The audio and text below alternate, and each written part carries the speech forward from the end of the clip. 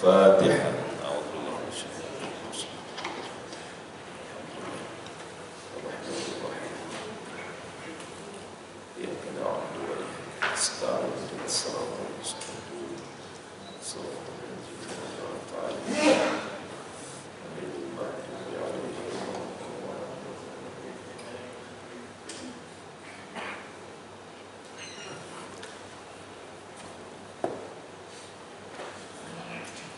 أعوذ بالله من الشيطان الرجيم. بسم الله الرحمن الرحيم.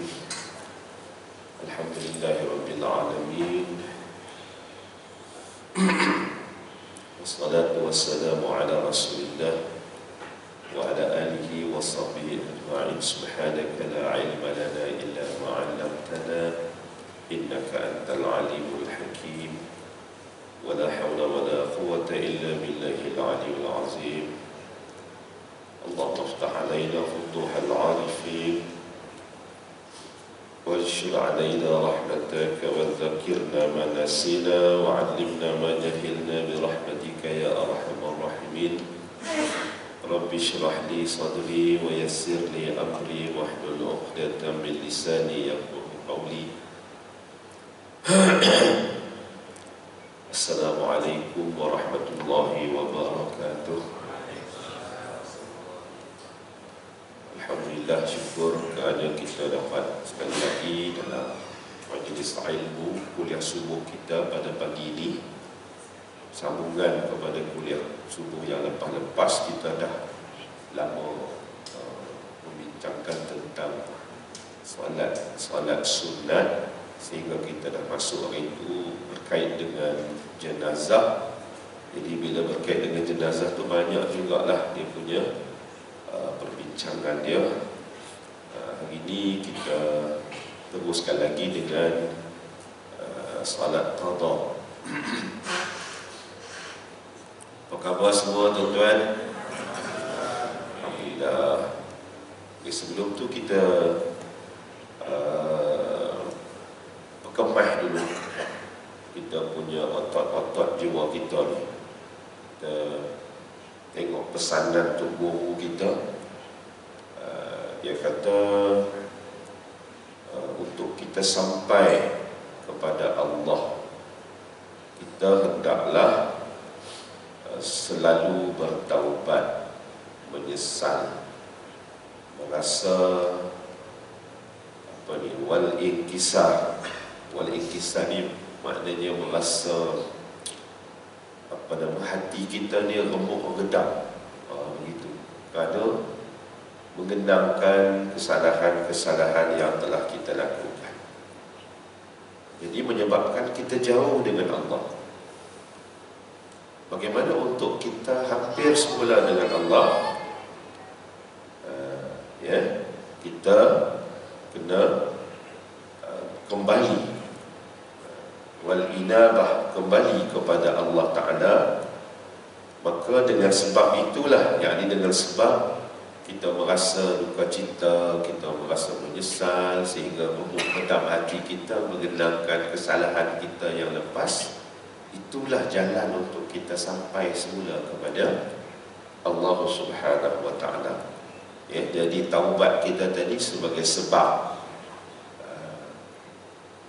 sampainya kamu dengan Allah Subhanahu wa Ta'ala. Itu pesanan yang pertama. Pesanan yang kedua, sambil-sambil kita duduk dengar majlis ilmu ni, kita istighfarlah dalam hati kita. Astaghfirullahalazim, astaghfirullahalazim, astaghfirullahalazim. Sebab apa? Dia kata itulah anggota tubuh badan yang membuahkan keberkatan, yang membuahkan. Faman asmarat dawarihu faqad amtara qalbahu wa lisanahu bizikir.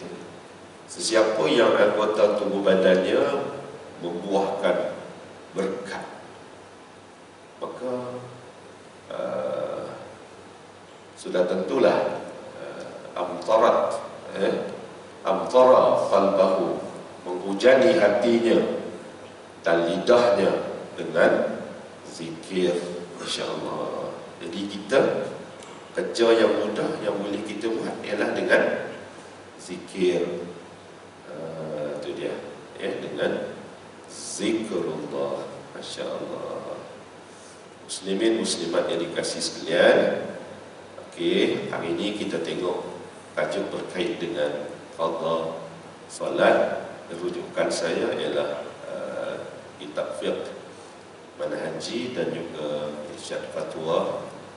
Kalau tengok pada tajuk-tajuk kecil yang saya dah sediakan, ialah ini dia punya isi kuliah lah. Semoga dengan apa yang kita sampaikan berdasarkan kepada isi kuliah saya ni, maka sampailah kita kepada objektif pengajar ataupun kuliah kita. Yang pertama, ancaman bagi yang meninggalkan salat dengan sengaja. Yang kedua, huraian tentang ayat 4 dan 5 surah Al-Ma'un. Yang ketiga, maksud melalaikan salat dalam ayat wailun lil musallin. Yang keempat, hukum meninggalkan salat. Ini saya ambil daripada kitab fiqh al-manhaji. Yang kelima, pendapat ulama berkenaan dengan qada salat yang ditinggalkan dengan sengaja. Jadi ada dua pendapat lah. Kalau ikut jumhur ulama, ada qada, wajib qada. Tapi ada setengah pendapat, umpamanya Ibnu Hazm Az-Zahiri, dia kata tiada qada. Nanti kita akan lihat dan kita akan tarjih antara dua pendapat ini. Jadi hari ini mungkin tak sempatlah untuk kita lihat semua. Mungkin kita dapat lihat tajuk yang pertama dan yang kedua pun alhamdulillah. Jadi saya menjangkakan 2 kali pertemuan, selesailah tajuk ini. Okey, yang kita cuba tengok yang pertama, ancaman bagi yang meninggalkan solat dengan sengaja. Saya minta maaf tuan-tuan, suara saya ini tak berapa nak kemah lah. Sebab sesama batuk sikit. Malam tadi saya kuliah di surau Ar-Rawdah juga. Tapi Ar-Rawdah Desa Damai, Alam Damai di Ceras. Saya bercakap sampai tak boleh bercakap. Air disediakan dalam botol yang besar, tapi tidak disediakan cawan. Saya bukan tak boleh minum, saya boleh minum, tapi saya takut, saya kesian dekat penganjur, takut dia orang terasa tak syok kan. Jadi bukan salah dia orang tu, mungkin tak sengaja. Bayangkan kalau saya buka botol yang besar tu, saya langgah masa tu kan. Jadi sudah tentulah pihak penganjur akan rasa sedikit kurang senang lah kan. Jadi saya terpaksa bercakap dalam keadaan yang memang suara tak berapa nak boleh keluar. Pagi ini alhamdulillah ada cawan. Iktibarlah untuk pihak yang berjaya kuasa cawan ni, sediakan dia. Alhamdulillah Ustaz boleh minum. Cuma air tu kadang-kadang botol yang kecil tak cukup. Okey, Imam Az-Zahabi. Kita tengok pendapat Imam Az-Zahabi. Siapakah Imam Az-Zahabi ni? Selalu juga saya sebut tentang Imam Az-Zahabi ni kan, saya mengambil pandangan Imam Az-Zahabi. Dia adalah seorang ulama sunni lah, ya, seorang ulama sunni yang mati pada tahun 748 Hijriah, dilahirkan di Syria. Jadi banyak jugalah rujukan kita pada Imam Az-Zahabi ni, ya. Dia kata apa? Cuba tengok. Dia kata solat diumpamakan seperti pertalian hamba dengan Tuhannya. Jadi solat itu tali yang menghubungkan antara hamba dengan Tuhan kita, yakni Allah Subhanahu Wa Taala. Jadi kalau tidak solat bermakna putuskan tali itu. Sudah tentulah dikira berdosa besar dan wajib bertaubat. Jadi kalau kita kenal balik, kemungkinanlah kita tergolong dalam kalangan itu bukan saja kita kena qada, ikut jumhur wajib qada, tapi dalam masa yang sama bertaubat kepada Allah Subhanahu wa taala. Jadi kita kena banyakkan istighfar, biar besok bila dibuka kitab catatan amalan kita penuh dengan istighfar. Kalimah istighfar yang kita ucapkan tu ada di atas, bawah, kiri, kanan, tengah, ya, dalam kitab catatan amalan kita tu. Jadi bila kita fikir begitu, tidak ada masa untuk kita nak fikir kelemahan orang lain, melainkan kita selesaikan dulu masalah kita dengan Allah Subhanahu wa taala. Firman Allah, A'udzu billahi minasyaitonir rajim. Fa khalafa min ba'dihim khalfun adha'u as-salata wattaba'u asy-syahawati fasawfa yalqawna ghayya illa man taba wa amana wa 'amila salihan. Surah Maryam ayat 60. Surah Maryam ayat yang ke-59 hingga 60. Kemudian mereka digantikan oleh keturunan-keturunan yang mencuaikan sembahyang serta menurut hawa nafsu, yakni dengan melakukan maksiat. Jadi dalam ayat ini Allah Ta'ala nak jelaskan kepada kita di zaman yang terkemudian selepas zaman Nabi SAW, zaman yang terbaik ialah zaman Nabi, kemudian diikuti dengan zaman sahabat dan zaman tabi'in. Zaman kita inilah kot yang Nabi isyaratkan dalam yang Allah Ta'ala isyaratkan dalam ayat ini akan sampai satu zaman nanti, yakni zaman-zaman selepas zaman-zaman yang baik itu, suatu jenis manusia, ya, yang mereka ini mencuaikan solat, adha'u solat, tidak solat, mensia-siakan solat, wattaba'u syahwat. Dia macam tu, dia bila tak sembahyang ni, dia sekaligus dia juga sebagai pelaku dosa, golongan al-ausah, walaupun beriman kepada Allah tetapi melakukan dosa maksiat, ya, dia berpunca daripada meninggalkan salat. Maka dengan sebab itu kita kena peringatkan anak kita yang ada handphone, tolong WhatsApp sekarang ni dekat grup cucu cicit wak dolar. Contoh dia lah kan, kita kan ada grup, ada cucu cicit kita, sentiasa peringatkan mereka dengan solat. Dan bukan hanya nyatakan tolong solat, kita sebut sekali akibat daripada kita tidak solat itu. Apakah kesan daripada kita tidak solat itu? Jadi kita tengok pada pagi ini supaya nanti kita boleh susun ayat yang hidup untuk kita WhatsApp kepada anak cucu kita dalam grup tok nenek kita tu kan. Okey, dalam ayat ini dinyatakan tentang zaman-zaman terkemudian lah, daripada zaman Nabi, daripada zaman sahabat dulu. Fa khalafa min ba'dihim khalfun adha'u as-salat wattaba'u asy-syahawat. Akan datang sesudah mereka satu generasi orang-orang yang mencuaikan solat dan tidak mengikut hawa nafsu. Ibnu Abbas radhiyallahu anhu dia menjelaskan tentang pengertian adha'u as-salat yang kita faham secara mudahnya meninggalkan solat. Dimaksudkan dengan adha'u as-salat itu, kata Ibnu Abbas, bukanlah bermakna meninggalkan solat itu sama sekali. Seorang ni tak mana elok lah. Kerap minum air, tuan-tuan bayangkan, malam tadi saya tak boleh minum air, saya duk keling aja waktu air.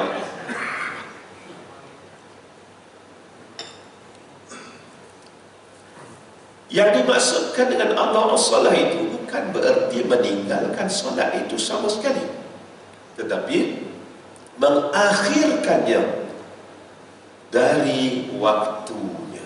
Maknanya dalam waktu itu tak sembahyang. Ya, seperti mana kata Sa'id Musayyib, masuk waktu asar tak sembahyang asar, masuk waktu maghrib baru teringat asar. Lebih kurang gitu. Masuk waktu isyak baru teringat maghrib, masuk subuh baru teringat isyak. Matahari dah naik dah, masuk waktu habis subuh, waktu syuruk baru nak sembahyang. Maknanya mengakhirkan solat tadi. Dia kata sesiapa yang mati di atas cara yang sedemikian dan tidak bertaubat sebelum matinya, ialah bertaubat sebelum mati lah, mati dah bertaubat apa lagi kan, maka Allah SWT akan meletakkannya sebagai orang yang berdosa, dan kerana itu juga dia tidak akan dia akan dimasukkan ke dalam neraka Jahannam pada bahagian yang paling dalam sekali. Dalam neraka Jahannam tu pun ada pula dia punya section-section dia, ataupun persin-persin dia lah kot, ataupun kelas dia. Ada kelas 1, kelas 2, kelas 3, kelas 18, dan macam-macam kelas lagi. Hak paling dalam disebut wail, neraka wail. Ya, maka di situlah akan dicampak orang-orang yang salat. Orang-orang yang salat, sebab disebut al-musallin. Al-musallin maknanya orang-orang yang salat tetapi mencuaikan solatnya. Jadi kita dah jumpa lah ayat yang kita nak tengok pada pagi ini.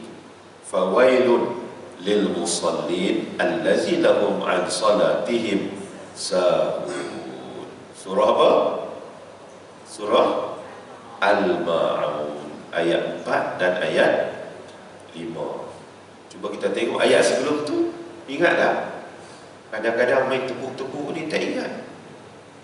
Macam student saya lah, kalau suruh saya antara salah satu subjek yang saya belajar termasuk semester ni, Al-Quran wa Hifzuh.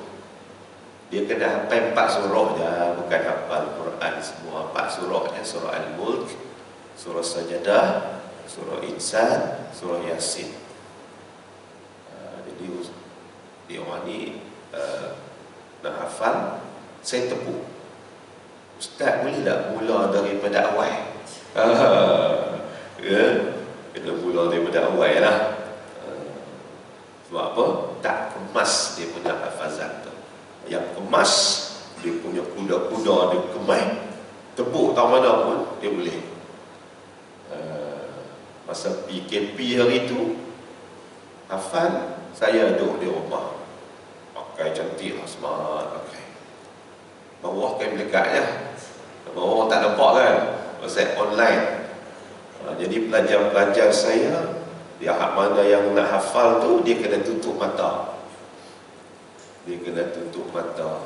Hari tu tak tutup mata, sebelum tu dia boleh buka, cuma jangan tengok gitu. Dia kena tengok, pandang depan, pandang skrin, apa nama dia punya laptop dia. Rupanya saya dapat berita suami dia pegang mani lekat di depan. Boleh sampai subuh lah.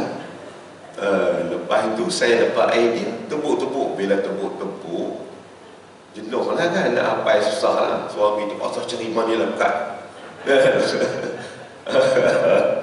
Allah, budak-budak pelajar-pelajar tua ini memang macam tu lah. Tapi bila dapat ijazah esok sombong kami, saya ingin buktikan kepada generasi anak-anak saya bahawa umur bukan penghalang untuk berjaya. Payihlah dia bagian agak masa mengaji dulu. Tapi kita biar-biarlah kat depan. Okey, cuba tengok ayat ni. A'udzubillahi minasyaitanirrajim. Bismillahirrahmanirrahim. Ara'aital ladzi yukazzibu bid-din. Ayat pertama. Fazalikal ladzi yad'ul yatim. Ayat yang kedua. Wala yahuddu ala ta'amil miskin. Ayat yang ketiga ni ayat yang kita baca dalam surah Al-Ma'un, ayat awal, ayat 2, ayat 3. Tapi yang kita nak fokuskan pada pagi ini ialah ayat yang keempat dan ayat yang kelima. Ya, fawailul lil musallin. Ayat yang keempat, allazina hum 'an salatihim sahun. Pendeknya, tak boleh ke kalau digabungkan wailul lil musallin allazina hum 'an salatihim sahun? Boleh pun, pendeknya dan tak lari makna. Tapi kenapa ada dua ayat di sini? Wailul lil musallin, ayat yang keempat, allazina hum 'an salatihim sahun. Sebab Allah Ta'ala nak menekankan kepada kita setiap kenyataan itu sangat penting. Sehingga kan bila dibaca wailul lil musallin, neraka wailah kepada orang-orang yang salat, maka sudah tentulah kita merasa apakah hehnya ni, sehingga kan aku yang tergolong dalam kalangan orang yang salat pun masuk neraka juga.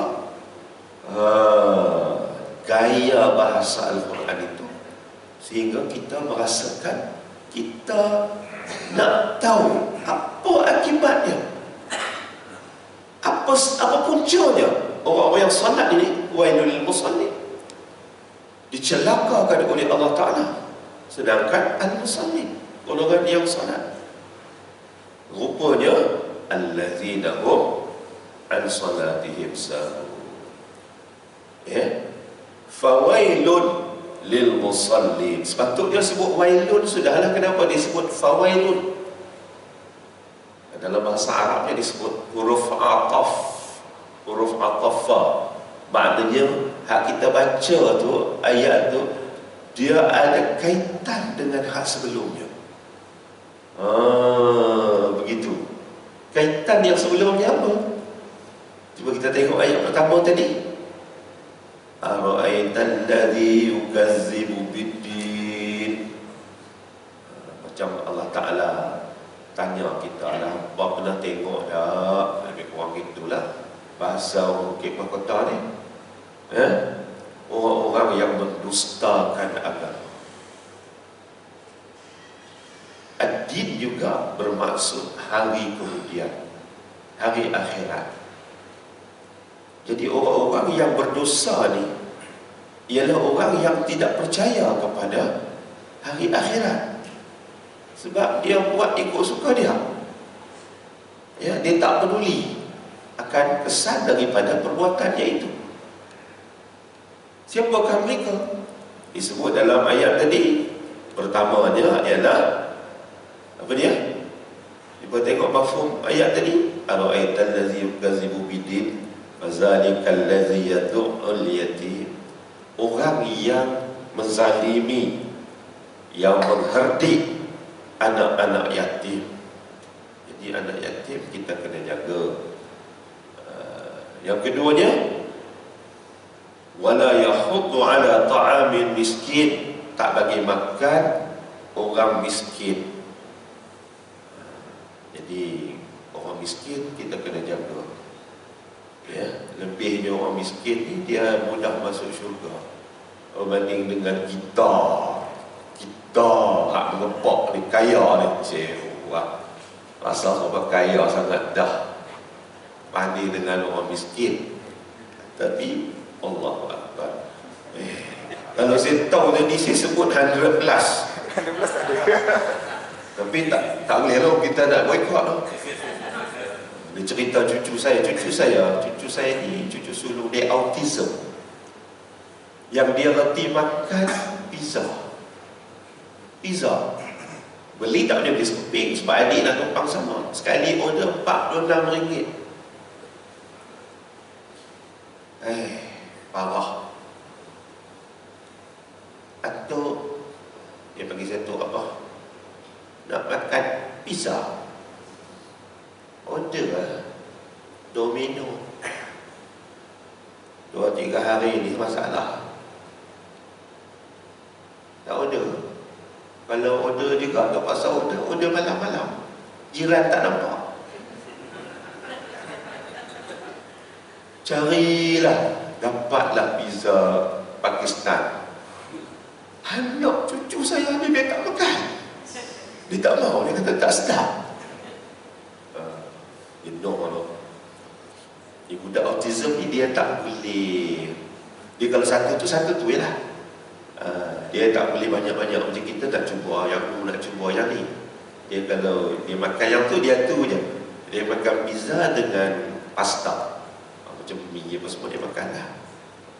Kadang-kadang mana kata Ustaz, itu bergantung pada kita juga. Kita ajak gitu, tak kena ke apa pun tak tahu lah. Kena ke apa nanti.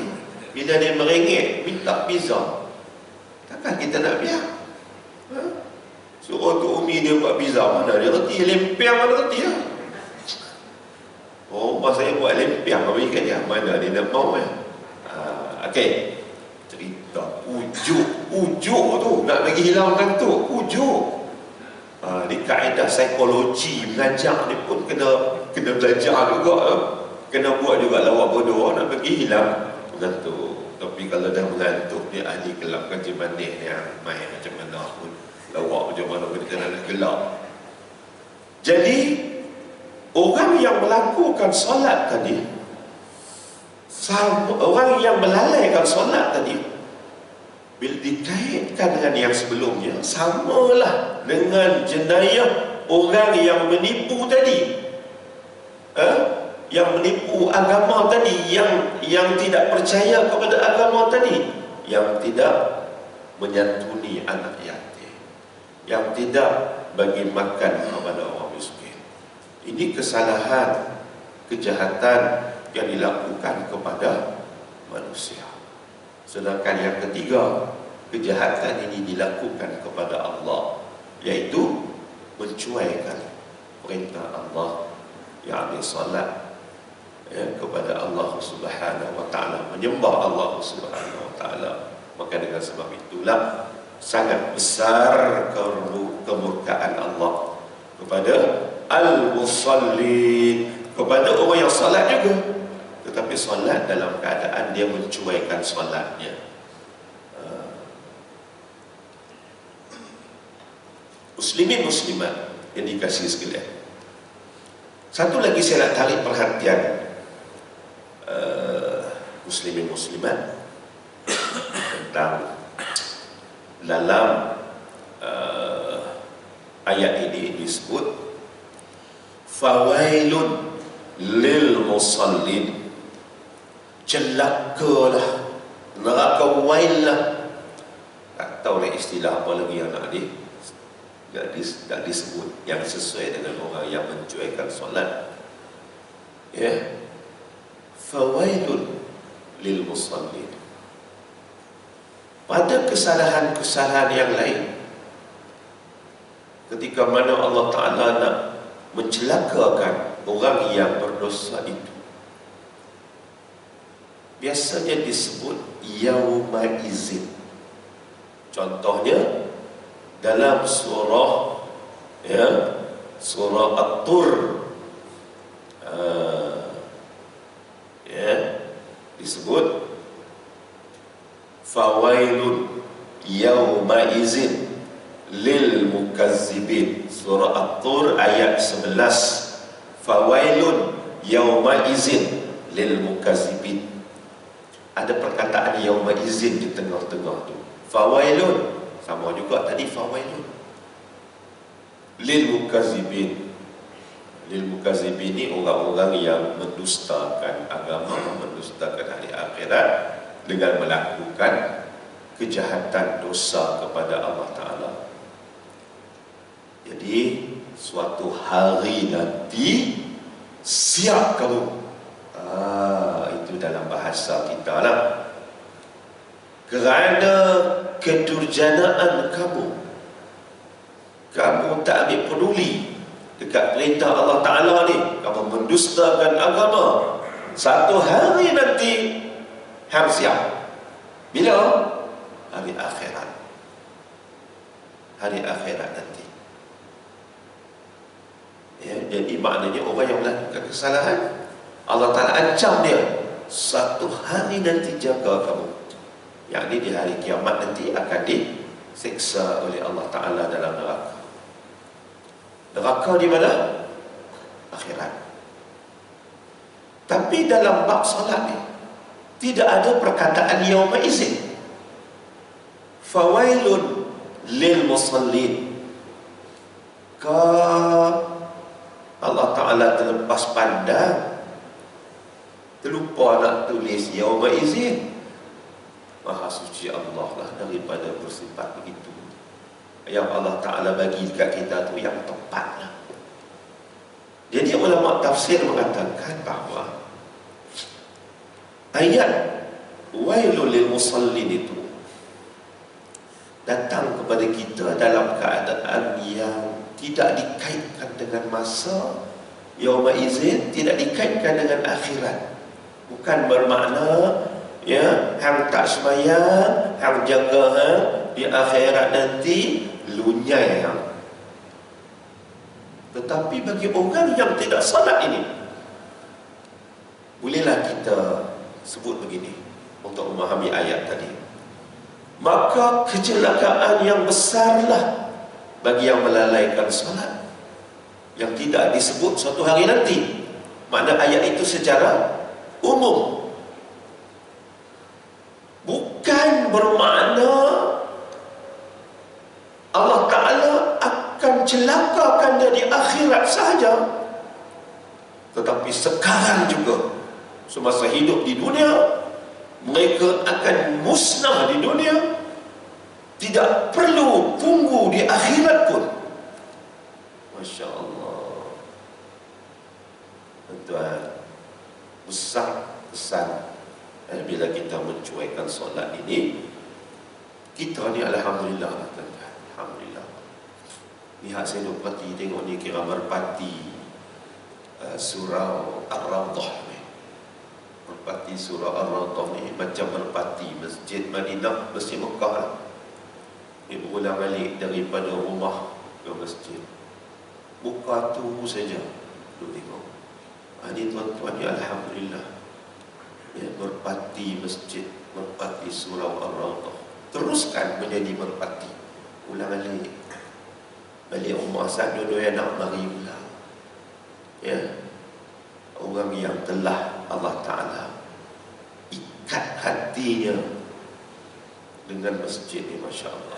Sebab tu antara doa kita, ya Allah, Kau berilah taufik hidayah kepada anakku, ya Allah, kepada aku sekali lah, kepada kami semua. Kau ikatkan hati kami dengan agamamu, ya Allah. Kau ikatkan hati kami, kau ikatkan hati anak-anak aku, khususnya anak nombor 3 tu. Sampai-sampai hidup terkenal anak nombor 3 tu. Ya, hati dilihat sikit, yang namanya sekian-sekian. Ikatkan hati dia dengan masjid, dengan rumahmu, ya Allah. Sebab apa? Sebab Nabi kata kita boleh bersaksi, boleh menyaksikan. Maknanya kita boleh memberi jaminan yang pemuda ini adalah kalangan orang yang beriman. Yang orang yang berulang alik ke masjid ini ialah orang yang beriman kepada Allah Subhanahu wa Ta'ala. Subhanallah. Jadi saya, sebab tu saya Allah Ta'ala takdirkan jadi pengkuliah ni. Saya suka sangat. Antaranya sebab saya mari sini dan tentu saya bersalam. Salam dengan ahli di syurga ni. Allahu Akbar. Bahagianya. Ya, saya sendiri tak tahu lagu mana lagi. Tapi tak apalah, ramai kawan-kawan kat sini. Moga-moga esok boleh tolong bagi recommendation dekat Allah, dekat malaikat, bawa saya sekali lah masuk syurga. InsyaAllah. Masya Allah. Sikit lagi tuan-tuan dan perempuan, ya. Fawailun lil musallin. Sa'ad bin Abi Waqqas berkata, aku pernah bertanya kepada Rasulullah SAW. Ni kena banyak minum air ni lah, ambil hati orang yang buat air ni. Dia kecil hati pula, buat air banyak, ustaz tak minum sebotol je minum. Dia dah habis dah sebotol. Sa'ad bin Abi Waqqas. Siapa Sa'ad bin Abi Waqqas? Sahabat Nabi. Yang biasa bila kita sebut nama sahabat Nabi ni, kita sebut radhiyallahu anhu kalau yang lelaki. Kalau yang perempuan, anha, radhiyallahu anhu. Dia kata, di Sa'ad dia kata, aku pernah bertanya kepada Rasulullah SAW tentang orang yang melalaikan solatnya. Maka baginda menjawab, iaitu yang mengakhirkan waktu solat daripada waktu yang asal sehingga sampai kepada waktu solat yang lain. Maknanya solat juga tapi terlupa. Sebab tu disebut al-musallin, orang-orang yang solat. Mereka tetap dinamakan orang-orang yang menunaikan solat, iaitu sebagai musallin. Akan tetapi kerana mereka mensia-siakan dan mengakhirkan waktu sehingga terkeluar daripada waktu yang sepatutnya, maka mereka diancam dengan neraka wail, iaitu siksaan yang teramat pedih di dalamnya. Jadi kita kena ingatlah, semua kita ni kadang-kadang ada ujian yang kadang-kadang kita lalai solat. Antara ujiannya, ya ayyuhalladzina amanu la tulhikum amwalukum wala auladukum an zikrillah. Itu dia. Wahai orang-orang yang beriman, janganlah kamu dilalaikan oleh urusan harta benda kamu. Nak uruskan harta benda kita, bisnes kita, projek kita. Biasalah, tak ada siapa yang kata dengan urusan kita yang sibuk itu kita okey saja. Tak okey sebenarnya kalau kita tak betul-betul jaga hubungan kita dengan Allah Subhanahu wa ta'ala. Begitu juga wala auladukum, anak pinak kamu daripada mengingati Allah. Kadang-kadang anak pinak, anak cucu, anak beranak kita, dia menjadi musuh kepada agama kita. Musuh di sini bukan sifat badan tubuh dia itu sebagai musuh yang kita kena benci, dan tidak. Tapi kadang-kadang dia mengalihkan fokus kita, mencuaikan kita daripada melakukan ketaatan kepada Allah Ta'ala, an zikrillah. Jadi sebagian ulama tafsir menjelaskan zikrillah di sini ialah solat. Jadi anak pinak kita ni pun macam cucu saya tadi lah. Cucu saya tadi, cucu saya ni dia ajak saya main sembunyi-sembunyi. Itu apa? You come. Cakap orang putih. Oi, cakap orang putih. Cakap Melayu dia tak layan eh. You tengok tu YouTube kid tu, mak bapak dia pun speaking juga. Speaking. Jadi anak-anak bertambah-tambah lah zaman sekarang ni. Tak pelik kan anak kita cakap, cucu kita cakap putih. Jenuh pula kita jari kamus nak cakap dengan dia. Jadi duk layan-layan. Okay, you count apa? 1, 2, 3, 4. Allahu Akbar, Allahu Akbar. Masa waktu, tak apalah, selesaikan cucu ni dulu. Cucu ni bukan selalu balik. Dia balik main ni kita layan lah Sat. Nampak tak? Nampak tak? Sebab itulah Allah Ta'ala sebut, ya, La tulhikum amwalukum wala auladukum an zikrillah. Jangan harta benda kita, bisnes kita, projek kita, kebun pisang kita, wala auladukum, dan jangan pula anak pinak kamu. Dan anak pinak kamu itu boleh menyebabkan kita lupa an zikrillah, mengingati Allah. Yang dimaksudkan dengan zikrillah di sini, ya, sebagian ulama tafsir menjelaskan yang dimaksudkan dengan zikir di sini, zikrullah di sini ialah salat. Jadi kita kena jaga-jaga. Wa may yaf'al zalika fa ulaika humul khasirun. Sesiapa yang melakukan sedemikian, maka mereka itulah orang-orang yang rugi. Sebab apa? Sebab solat yang kita tinggalkan, masa tu dia tak akan kembali. Sebab tu Imam Zahabi kata, mana ada qada-qada? Imam Az-Zahabi lah dia kata, mana ada qada-qada? Sebab subuh 9 hari bulan, 9 hari ni no? 9 hari bulan 12, waktu tu sahajalah. Esok bukan subuh 9 hari bulan dah. Esok subuh 10 hari bulan. Jadi apa mana ada qadanya? Kalau dah terlepas masuk neraka lah. Allah. Nasib baiklah jumhur ulama dia merawat hati kita. Dia kata okeylah, dah tinggal lah macam mana. Qada lah. Walaupun qada, dia kata kena bertaubat kepada Allah. Moga-moga Allah Ta'ala mengampunkan dosa kita. Muslimin muslimat yang dikasih sekalian, saya terpaksa berhenti di sini dulu. Ada program khusus pengurusan jenazah di tempat saya. Jadi programnya bermula 8.30. Saya kena hadirlah. Dah bawa lah baju batik dengan seluar dulu dalam kereta. Saya lagi terus pergi ke program tersebut. Dan untuk memberi keizinan pada tuan-tuan dan puan untuk solat. Solat apa? Masya Allah, bahagia. Ramai dah saya duk tengok di masjid-masjid di surau-surau. Lepas kuliah subuh, mereka buat solat sunat isyraq. Alif, shin, ra, alif, qaf. Isyraq, bukan isyraq. Ada yang tanya saya, ustaz, hari itu ustaz ada sebut 15 kali dia duk peringat, ustaz sebut dah itu solat sunat isyraq. Tolong peringat sekali, tolong abang sekali lagi. Hari itu tak apa nak faham solat sunat isyraq. Bukan isyraq, isyraq. Apa fadilat dia?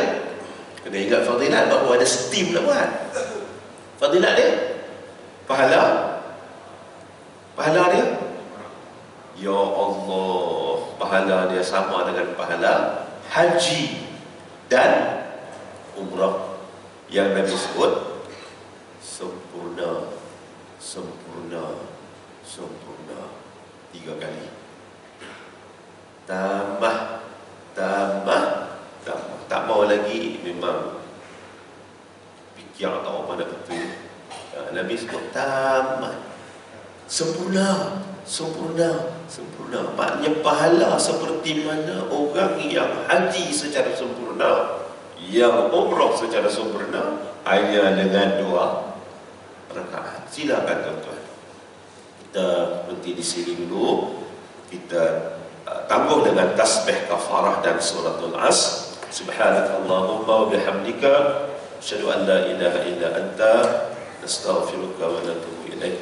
A'udzu billahi minasyaitonir rajim. Bismillahirrahmanirrahim. Wal 'asr innal insana lafi khusr illa alladziina aamanu wa 'amilus shalihati wa tawassaw bil haqq wa tawassaw bis sabr. Assalamualaikum warahmatullahi wabarakatuh.